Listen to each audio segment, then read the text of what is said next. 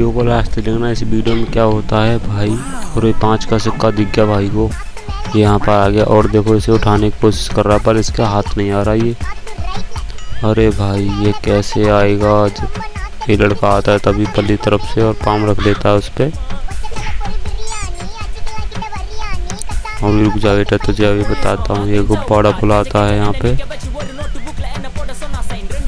ये लड़का यहाँ पर ठाड़ा हुआ है, देखते हैं हम क्या होता है इस वीडियो में। ये लो भाई साहब क्या गजब का ट्रिक लगाया भाई ने। ये लो ये 5 का सिक्का लो उठा लिया।